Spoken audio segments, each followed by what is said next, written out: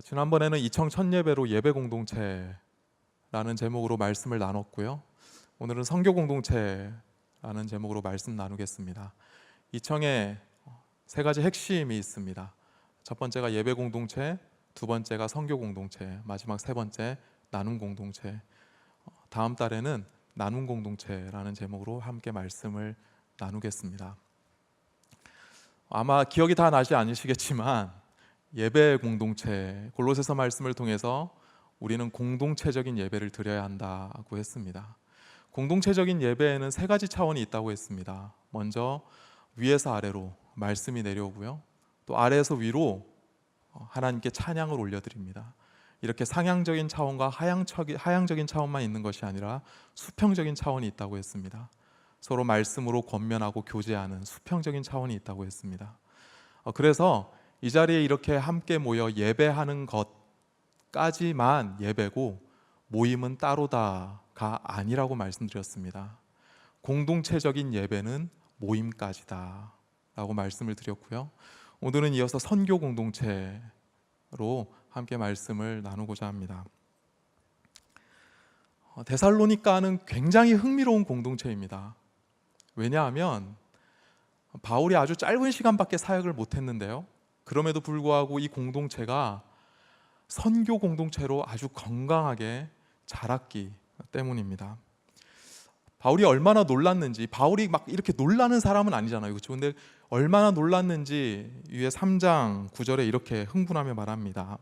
3장 9절인데요, 제가 읽어드립니다. 우리가 우리 하나님 앞에서 너희로 말미암아 모든 기쁨으로 기뻐하니 너희를 위하여 능히 어떠한 감사로 하나님께 보답할까. 모든 기쁨으로 기뻐한다. 내가 하나님께 감사를 막 쏟아내도 부족할 것 같다. 이렇게 막 흥분하면서 얘기를 하고 있습니다. 이유가 있겠죠. 우리 본문 8절, 1장 8절 말씀인데요, 우리 한번 같이 읽겠습니다. 시작. 주의 말씀이 너희에게로부터 마게도냐와 아가야에만 들릴 뿐 아니라 하나님을 향하는 너희 믿음의 소문이 각처에 퍼졌으므로 우리는 아무 말도 할 것이 없노라. 바울 일행이 데살로니가에서 복음을 전할 때에 3주 만에 쫓겨났어요. 어디까지 쫓겨 내려왔냐면 저 아래 고린도까지 쫓겨 내려왔습니다. 올림포스 산을 지나서 아테네를 지나서 고린도까지 쫓겨 내려왔어요. 여기서 편지를 쓰거든요. 그게 데살로니가 전서입니다. 바울이 쓴 최초의 서신입니다. 어떻게 보면 복음서보다 더 빨리 쓰여졌을 수도 있습니다. AD 50년 말에 쓰였으니까요. 이 데살로니가 교회에 3주밖에 사역을 못했기 때문에 걱정이 있었겠죠. 쫓겨났어요. 그러니까 과연 교회가 괜찮을까? 많은 시련이 있을 텐데, 그들로 핍박을 당할 텐데, 그리고 세상에 유혹이 많을 텐데, 내가 말씀을 아직 온전히 다 가르치지 못했는데 과연 그들이 잘 버텨내고 있을까? 잘 지내고 있을까? 흔들리지는 않을까? 이런 고민과 걱정이 되었겠죠. 그런데 이런 소식이 들립니다. 주의 말씀이, 복음이 그들로부터 마게도냐와 아가야에 들리고 있다. 데살로니가 성도들이 마케도냐와 아가야 지방에 흩어져서 말씀을, 복음을 전하고 있다. 뿐만 아니라 하나님을 향하는 너희 믿음의 소문이 각처에 퍼졌다. 여러분, 어떤 소문일까요? 예수 믿으면 사람들이 바뀝니다. 불같이 화내던 사람이 참을 줄도 알고요, 그렇게 인색하던 사람이 막 칭찬도 합니다. 어색하지만 칭찬이라는 걸 한번 해봐요. 그리고 그렇게 무표정하는 사람이 활짝 웃고, 사람들에게 무관심하던 사람이 괜히 와가지고 관심 있는 척 물어보고 이런단 말이죠. 사람이 바뀌니까 그런 소문이 났을 거 아닙니까? 이뿐만이 아니라 뒤에 4장 9절에 보면 형제 사랑에 관해서는 너에게 내가 쓸 것이 없다. 더 이상 할 말이 없다. 사랑을 정말 많이 베풀었어요. 이런 소문이 퍼져나간 겁니다. 바울이 8절 끝부분에 뭐라고 얘기하죠? 우리는 아무 말도 할 것이 없노라. 하나님께서 복음으로 공동체를 어떻게 변화시키시는지 우리는 아무 말도 할 것이 없다 얘기합니다. 하나님께서 복음으로 공동체를 만들어 가실 줄 믿습니다. 지금 우리가 속한 그런 모든 공동체도, 팀들도 지금 당장은 이제 막 시작해서 부족해 보이지만, 갈 길이 멀어 보일 수 있지만 우리는 아무 말도 할 것이 없습니다. 하나님이 결국에는 일하시고 하나님이 만들어 가실 줄 믿습니다. 데살로니가 교회 공동체는 복음을 받은 후에 일단 자리를 먼저 잡고 한 3년쯤 뒤에 복음을 전하기 시작한 게 아니죠. 이미 그들은 복음을 전하고 있었습니다. 체계가 아직 잡히지 않았음에도 불구하고 이미 그들은 복음을 전하고 있었습니다. 여러분, 선교 공동체는 교회의 존재 이유입니다. 선교는 교회의 존재 이유죠. 그러니까 선교 공동체는 예수님을 정말 닮은 그런 공동체입니다. 복음에 대한 자연스러운 반응입니다. 그렇다면 선교 공동체에 나타나는 특징들이 뭘까요? 이 데살로니가 편지를 쓰면서 서두에 이렇게 요약해서 설명하고 있습니다. 3절을 한번 보실까요? 너희 믿음의 역사와 사랑의 수고와 우리 주 예수 그리스도에 대한 소망의 인내를 우리 하나님 아버지 앞에서 끊임없이 기억한다. 끊임없이 반복적으로 강조해서 기억하는 것 세 가지를 얘기하죠. 믿음의 역사, 사랑의 수고, 소망의 인내. 그러니까 선교 공동체에게 나타나는 이 세 가지 특징이라는 겁니다. 이 세 가지를 중심으로 한번 살펴보도록 하겠습니다. 첫째, 믿음의 역사와 관련된 내용인데요. 다 같이 한번 따라해 볼까요? 선교 공동체는 사람이 아니라 하나님을 기쁘시게 한다.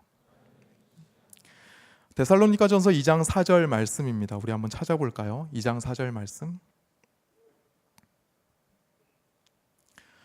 그리고 방송실 제가 자막을 올린 게 있습니다. 세번역 성경으로 올린 게, 감사합니다. 뭐 보신 줄 알고 2장 4절 우리 같이 한번 보겠습니다. 시작.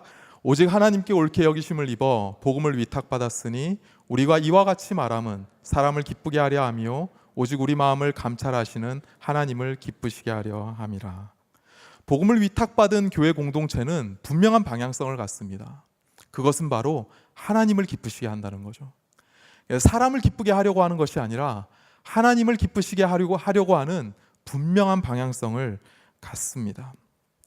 그래서 사람의 말이나 이상, 사람이 가진 어떤 이상을 토대로 자라지 않습니다. 베이스를 어디에 둘까요? 오직 예수 그리스도와 그분의 말씀에 토대를 둡니다. 그것이 분명한 방향성입니다. 사람들이 원하는 것이 있습니다. 그래서 처음에 팀 모임을 하면 간사님들도 그런 유혹을 받습니다. 사람들을 만족시켜 주려고 하는 유혹을 받을 수 있습니다. 근데 사람들이 원하는 것을 주려고 하지 않습니다. 물론 우리와 함께 있는 이 시대 사람들의 눈높이에 맞는 그들의 언어와 그들이 이해할 수 있는 어떤 형태로 팀 모임을 진행을 해야겠죠. 하지만 그들이 비록 반대한다 할지라도, 심지어는 싫어한다 할지라도 성경에 답을 줍니다. 이것이 선교 공동체의 아주 중요한 방향성입니다. 우리 공동체가 사람을 기쁘게 하는지 아니면 하나님을 기쁘시게 하는지 뭘 보면 알 수 있을까요?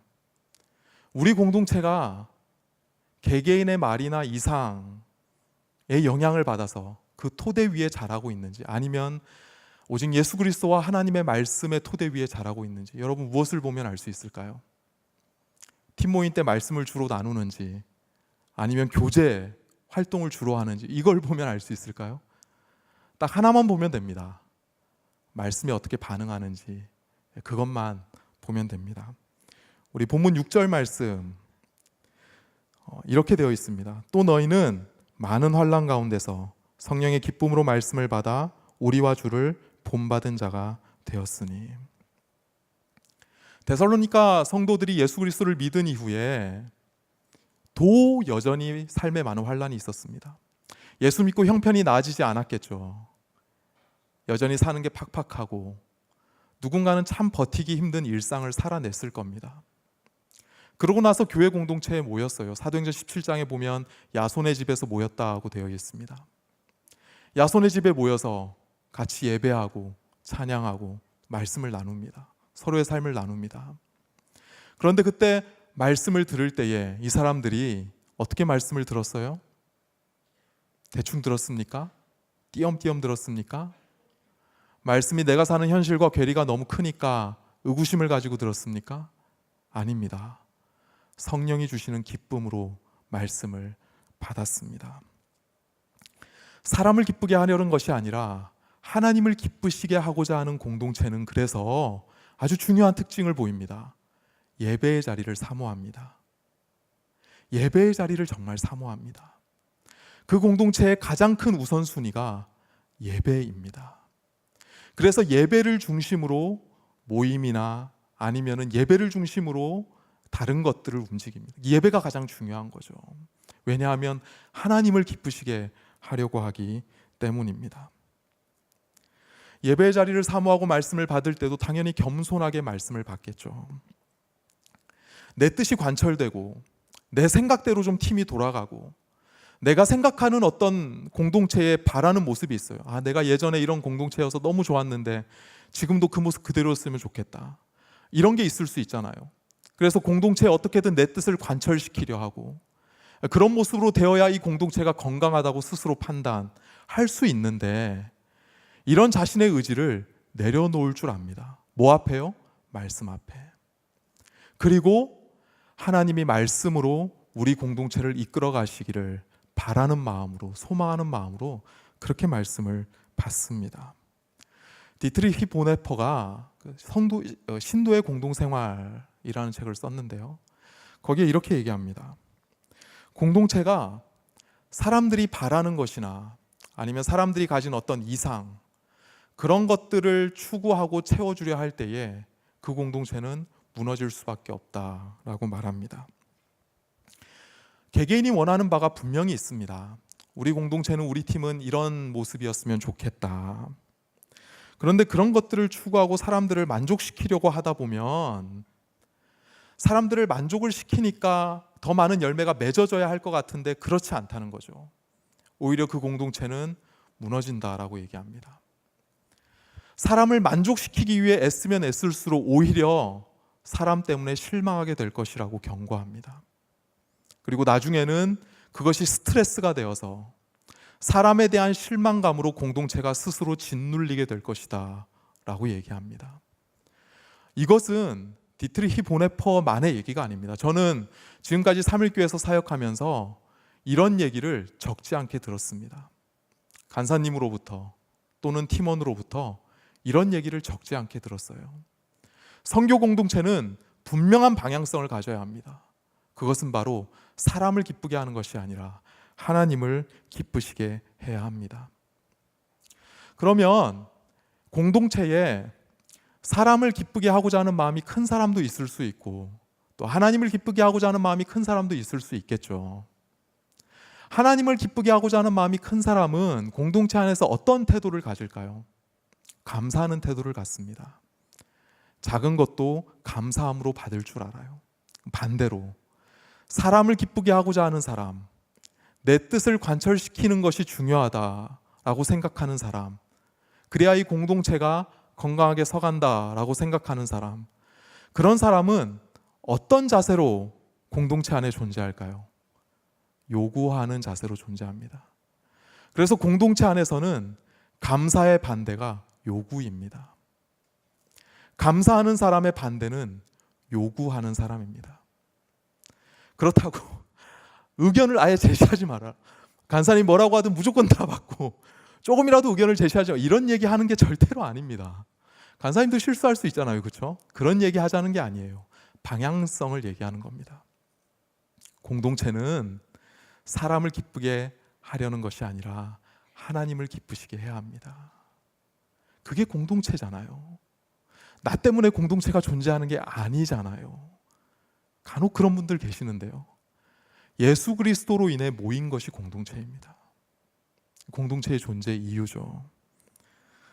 여러분, 말씀이 데살로니가 공동체를 얼마나 뜨겁게 변화시키는지 체계가 잡히기도 전에 이미 사람들이 복음을 전하고 있었어요.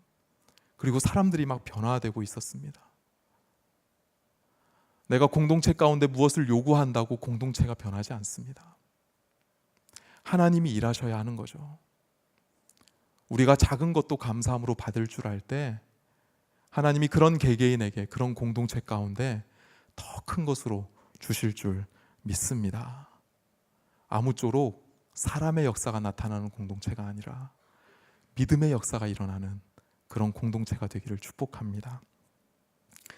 두 번째 특징인데요, 데살로니가 교회에는 사랑의 수고가 있었습니다. 우리 한번 따라해 보겠습니다. 선교 공동체는 서로 사랑합니다. 우리 9절 말씀인데요, 데살로니가전서 4장 9절에 이렇게 얘기합니다. 같이 읽습니다. 시작. 형제 사랑에 관하여는 너희에게 쓸 것이 없음은 너희들 자신이 하나님의 가르치심을 받아 서로 사랑함이라. 선교와 연합, 선교와 서로 사랑, 선교와 하나됨은 밀접한 관계가 있습니다. 선교라는 주제와 하나됨, 연합이라는 주제는 아주 밀접한 관계가 있습니다. 공동체가 하나 되어야 하는 목적이 바로 선교이기 때문입니다. 우리는 세상을 위해서 하나님을 믿지 않고 예수 그리스도가 구주이심을 거부하는 그 세상을 위해서 우리는 하나가 되어야 합니다. 이것은 예수님의 아주 간절한 기도 제목이었습니다. 복음서에 보면 예수님께서 기도하셨다는 언급이 많이 나옵니다. 그런데 정작 예수님의 기도문 자체는 별로 나오지 않아요. 주기도문 빼고는요. 그런데 특별하게도 요한복음 17장에 보면 예수님의 기도문이 아주 길게 쓰여 있습니다. 굉장히 특별하거든요. 이 기도문의 일부만 우리가 한번 보도록 할 텐데요, 특별히 세번역 성경으로 보도록 하겠습니다. 요한복음 17장 20절부터 한번 볼까요? 네, 감사합니다. 20절 이렇게 되어 있어요. 나는 이 사람들을 위해서만 비는 것이 아니요, 이 사람들은 제자들입니다. 예수님의 제자들만 위해 비는 것이 아니요, 이 사람들의 말을 듣고 나를 믿는 사람들을 위해서도 빕니다. 제자들의 말을 듣고 제자들의 복음 전도로 예수님을 믿게 된 사람들은 무엇을 의미할까요? 오늘날의 교회 공동체를 의미합니다. 예수님이 지금 교회 공동체를 위해 기도하고 계시는 거예요. 21절 같이 한번 읽겠습니다. 시작. 아버지께서 내 안에 계시고 내가 아버지 안에 있는 것과 같이 그들도 하나가 되어서 우리 안에 있게 하여 주십시오. 그래서 아버지께서 나를 보내셨다는 것을 세상이 믿게 하여 주십시오. 자, 보세요. 네, 감사합니다. 네, 여기. 보세요. 그들도 하나가 돼. 이거 제 대본인데.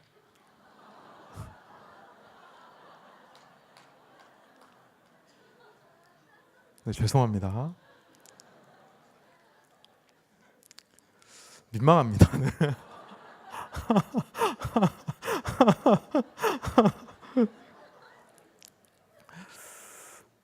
네, 여러분 말씀과 이 대본을 오해하시면 안 돼요. 네, 저건 대본이에요. 네, 예수님께서 그들도 하나가 되게 해주십시오. 이렇게 기도하십니다. 근데 무엇을 위해 하나가 되게 해달라고 기도하십니까? 세상으로 믿게 하려고. 그럼 세상이 무엇을 믿어야 할까요? 하나님이 예수님을 보내셨음을 믿게 하려고요. 하나님이 예수님을 왜 보내셨습니까? 여행으로 보내셨어요? 아니죠.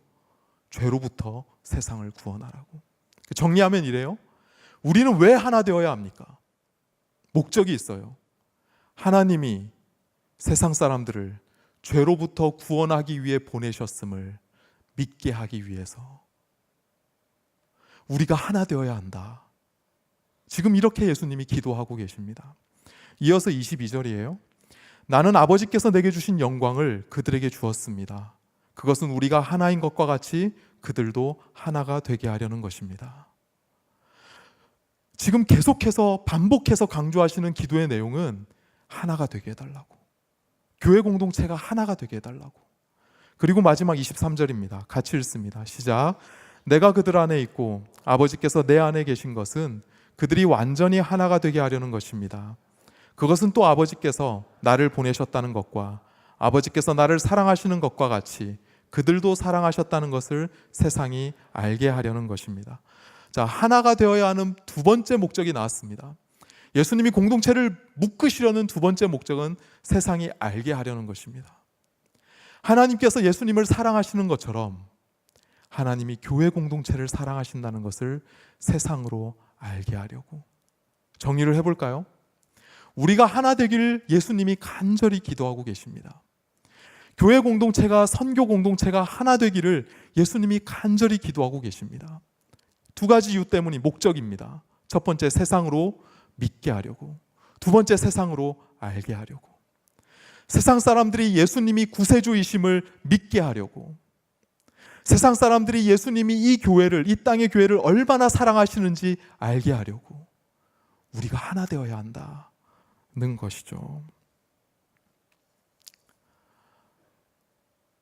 이 땅의 세상 사람들이 하나님께로 나가야 하는데요, 그것을 방해하는 여러 가지 이유들이 있습니다. 그런데 그 중에 한 가지 큰 이유가 뭘까요? 교회입니다.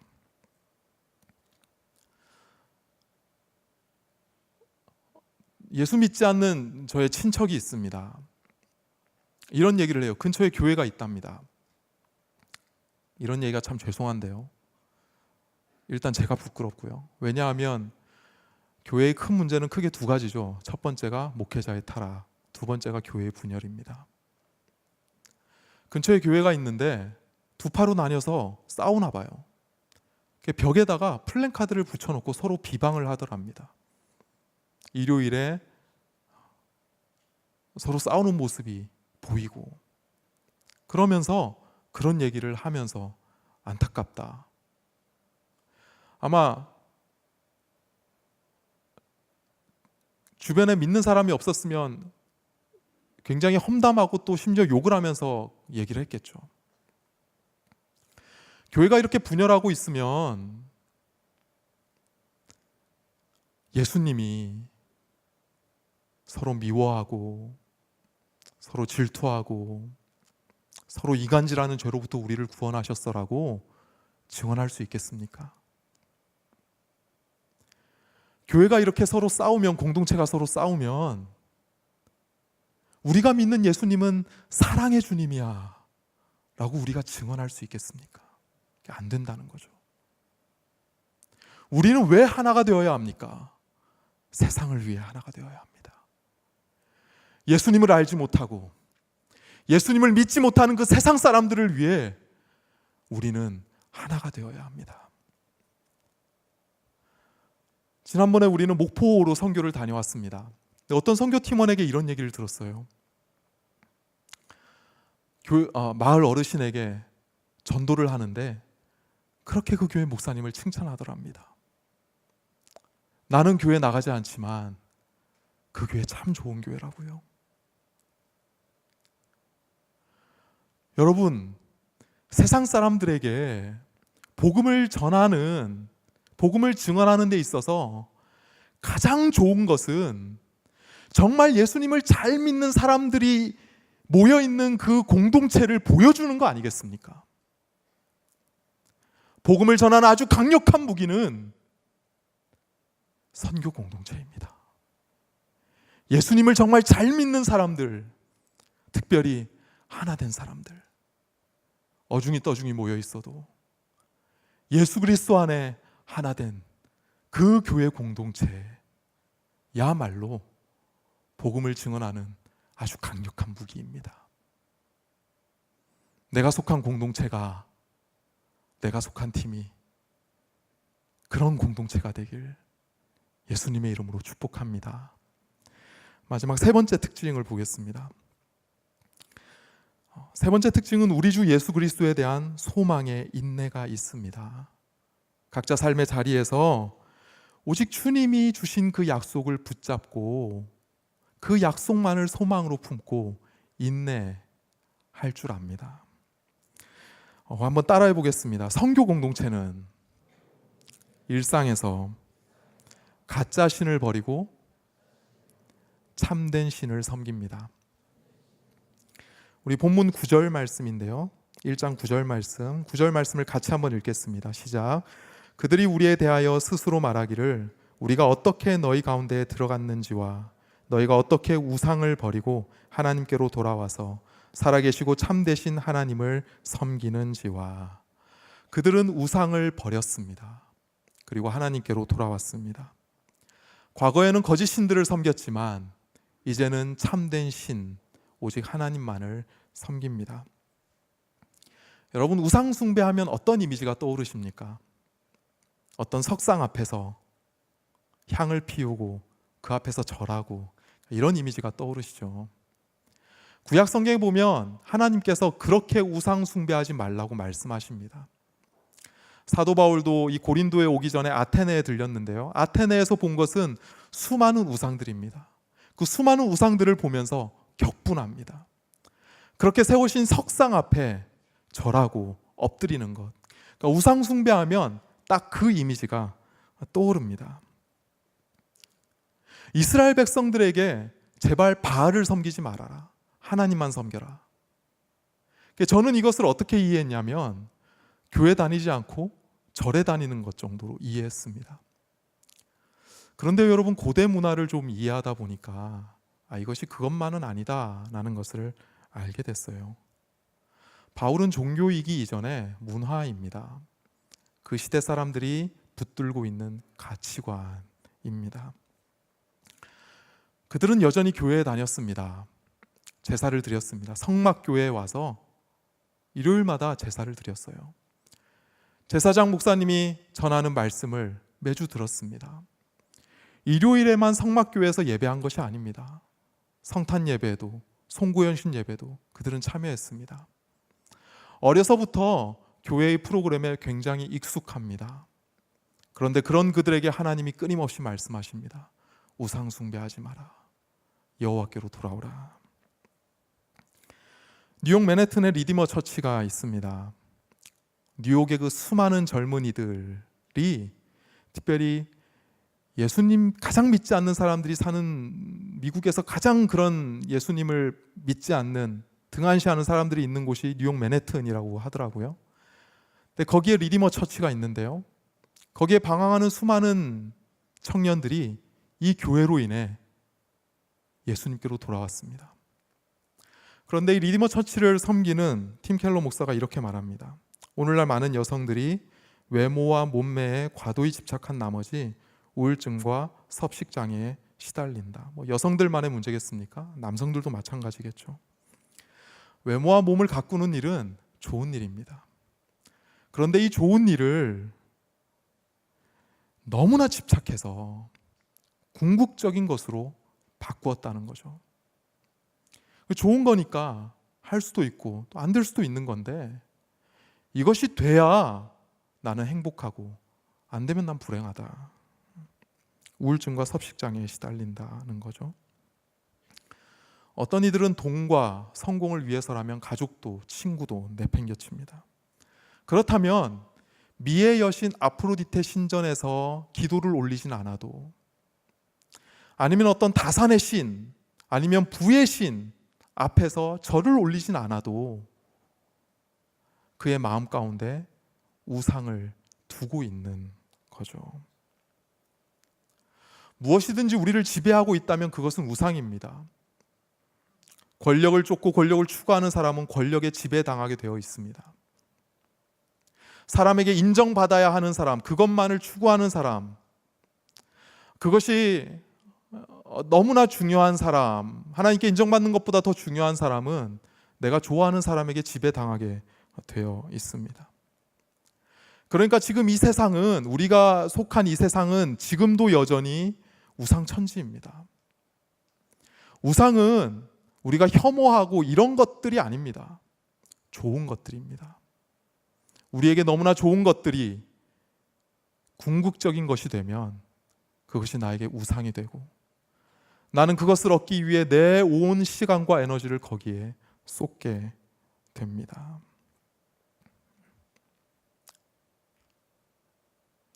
그렇게 따지면 사실 우리 속에 얼마나 많은 우상들이 있습니까? 그렇죠? 저부터 그래요. 이 우상 다 거짓 신들입니다. 그것이 있어야 내가 정말 만족하겠고, 그것을 이루어야 내가 정말 나답게 살 수 있을 것 같아요. 그게 아닌 거죠. 오늘날에도 수많은 거짓 신들이 우리에게 유혹합니다. 우리에게 거짓말을 합니다. 너 연봉 더 올라가야 돼. 너 그걸로 안 돼. 너 성형해야 돼. 너 그래가지고는 안 돼. 사람들에게 더 인정받아야 돼. 더 높은 곳으로 올라가야 돼. 안 그러면 너 도태될 거야. 네 인생 형편없어. 너 그렇게 있으면 안 돼. 네 인생 아무 의미도 없어. 아무짝에도 쓸모없어. 너 지금 내가 요청하는 것, 내가 요구하는 것, 너 그거 이뤄내야 돼. 그러면서 자신의 지배를 받도록 합니다. 죄송합니다.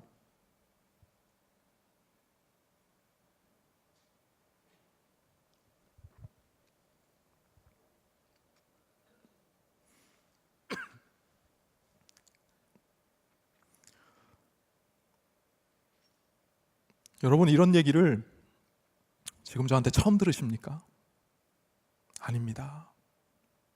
포털 사이퍼 내 땡땡에만 들어가도 그 온 화면이 나에게 그렇게 얘기합니다. 너 이거 있어야 돼. 너 이 사람이랑 비교해봐.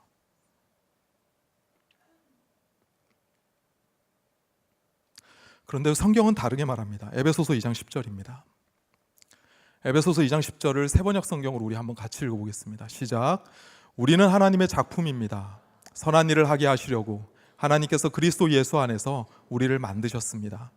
하나님께서 이렇게 미리 준비하신 것은 우리가 선한 일을 하며 살아가게 하시려는 것입니다. 우리 각 사람을 향해 하나님이 뭐라고 말씀하십니까? 하나님의 작품이라고 하십니다. 여기서 작품이 헬라어로 포이에마입니다. 그래서 세번역 성경은 작품이다. 우리는 하나님의 만드신 바라, 개역개정인데요. 세번역 성경에서는 우리는 하나님의 작품입니다. 이렇게 번역했습니다.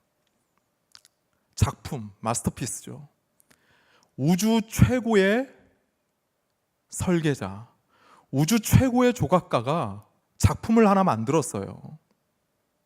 최고로 만들었어요. 왜냐하면 보시기에 힘이 좋았다고 하셨거든요. 그게 여러분 한 사람 한 사람입니다. 성경은 우리를 향해 너는 하나님의 작품이다. 우주 최강 최고의 조각가의 작품이다. 라고 말씀하고 있습니다. 내가 여기서 뭔가 살을 더 빼고 아니면 키를 좀 더 키우고 내가 여기서 연봉을 더 높이고 사람들에게 더 인정받고 집이라도 하나 더 갖추고 이래야 작품이 되는 게 아닙니다. 이미 우리는 예수 그리스도 안에서 하나님의 작품입니다. 하지만 세상의 거짓 신들은 끊임없이 외치죠. 너 아직 부족하다. 안 된다. 그렇게 살아서는 네 인생 다 쓸모없다. 세상에서 너를 기억하지 않을. 천만에요. 죄다 거짓말입니다. 새빨간 거짓말입니다. 하나님은 우리에게 이미 너는 하나님의 작품이다 라고 말씀하십니다. 이 말씀 안에서만 우리는 참 만족과 평안을 얻을 수 있습니다. 내가 지금 더 갖고 싶어하는 그것이 채워져야 내 마음에 만족과 평안이 임하는 것이 아닙니다. 그래서 예수님은 제자들에게 내가 너에게 주는 평안은 세상이 주는 것 같지 않다고 말씀하시는 겁니다. 오직 참된 평안은 주님만이 주십니다.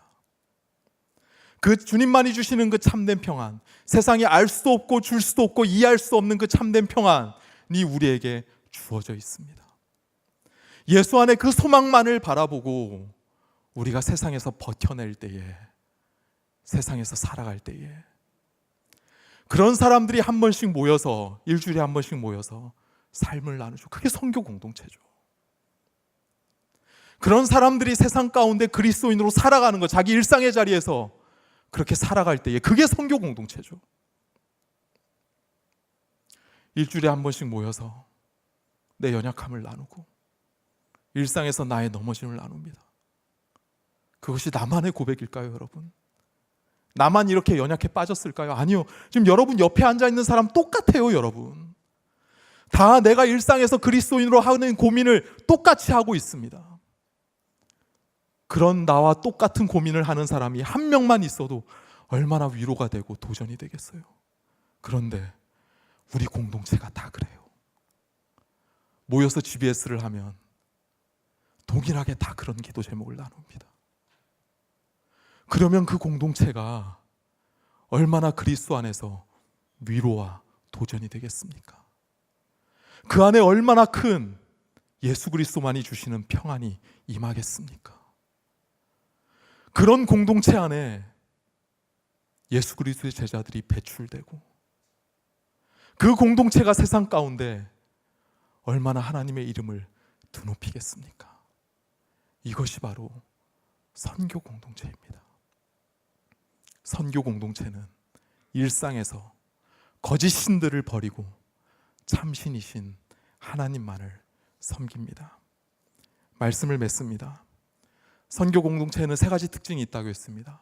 믿음의 역사, 사랑의 수고, 소망의 인내. 그래서 선교 공동체는 사람을 기쁘게 하는 것이 아니라 하나님을 기쁘시게 합니다. 두 번째, 선교 공동체는 서로 사랑합니다. 세상을 위해 우리는 하나가 되어야 합니다. 마지막, 선교 공동체는 일상에서 거짓 신들을 버리고 가짜 신들을 버리고 오직 참신이신 하나님만을 섬깁니다.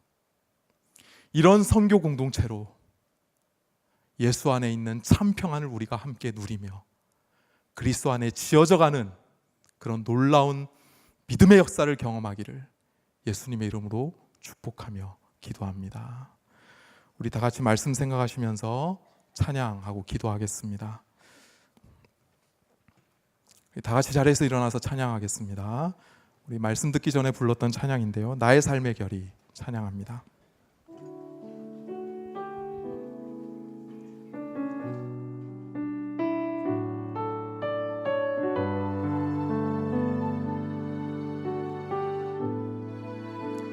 주를 바라며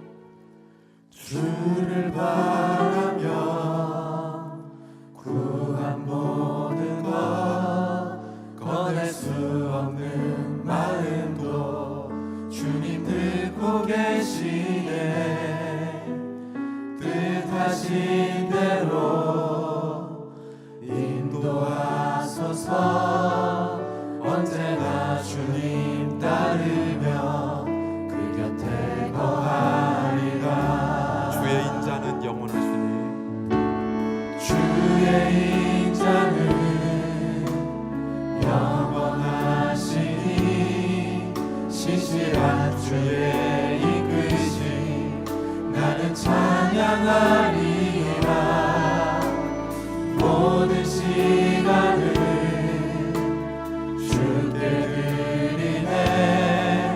한 걸음 내디딘 삶을 나의 주께 드리네.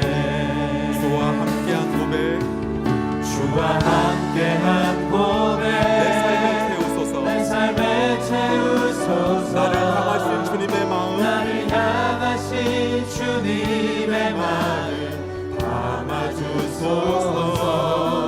주의 품으신 계획 온전히 이루소서. 나의 삶의 결이 주의 길을 함께하소서.